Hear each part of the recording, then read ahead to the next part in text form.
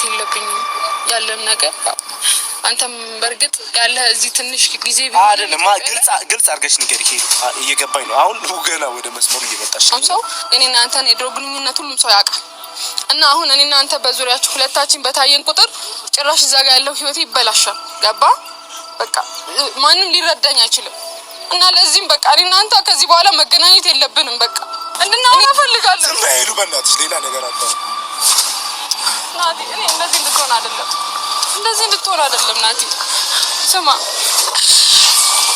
እንደዚህ እንድትሆን አይደለም በእናትህ በቃ አንተ እንድትረዳኝ ፈልጋለሁ ማምጣቴ ካንቺ ጋር መሆኔ አንቺን ለማስደሰት መጣሬ ላንቺ ትርጉም የለውም አንቺ የሚታይሽ እዛ ጋር አንዴ የሚያስለቅስሽ ሄሉዬ እንግዲህ ስለ ፍቅራቸው ለማወቅ ስለፈለገች እንግዲህ ፈተና ፈትነዋለች። እኔ ይሄንን ፈተና ልበለው ወይንስ ፕራንክ ልበለው? ቤተሰቦች ትንሽ ተምታቶብኛል። ብቻ ግን ፈተናውን ያለፈ ይመስለኛል። ምክንያቱም በጣም ነበር የተረበሸው።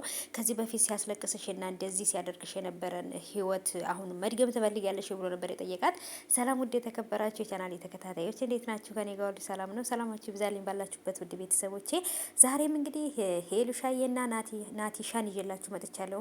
ናቲዬንና ሄሉዬን ይዤላችሁ መጥቻለሁ።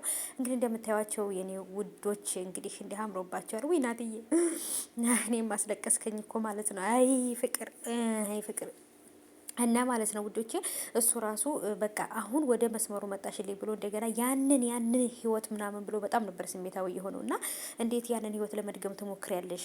ከዚህ በኋላም ደግሞ እርግጠኛ የሆንሽበት ህይወት ካለሽ ምናምን ብሎ በቃ ከህይወትሽም እወጣለሁም አላለም ምንም አላለም። በቃ መናገር ነው ያቃተውና እናንተ የልጅነት ፍቅር ወይም ደግሞ የመጀመሪያ ፍቅር እኮ አይረሳምና እሷም ልትረሳው አልቻለችም ለማረጋገጥ ብላ። ምክንያቱም እርግጠኛ መሆን የፈለገችበት ነገር ስላለ ነበር የጠየቀችው። እሱም ወደ መጣበት ይመለሳልና ብቻ እንግዲህ ፈተናውን አልፏል ብዬ አስባለሁ። እናንተ እንዴት አያችሁት?